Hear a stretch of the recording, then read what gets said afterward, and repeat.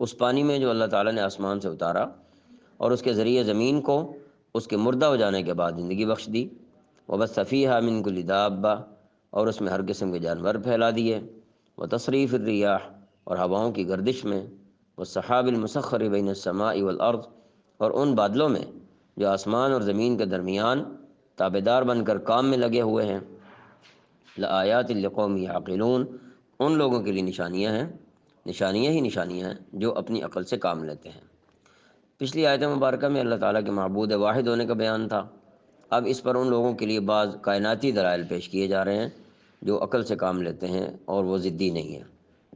اور یہ دلائل تو بڑے عام فہم ہیں، مگر چونکہ ہم روز مرہ ان کو دیکھتے ہیں اس لیے ہماری نگاہیں ان کی عادی ہو گئی ہیں، اس لیے ان میں کسی غور و خوض کی نوبت نہیں آتی۔ ان میں سے ایک ایک چیز ایسے حیران کن نظام کا حصہ ہے جس کی تخلیق اللہ تعالیٰ کی قدرت کاملہ کے سوا کسی کی طاقت اور اس کے بس میں نہیں ہے۔ مثلا آسمان اور زمین، چاند اور سورج، سمندر، بادل، ہوائیں، تو سوال یہ ہے کہ کیا یہ سب کچھ کسی خالق کے بغیر ہو رہا ہے؟ یقیناً ایسا نہیں ہے۔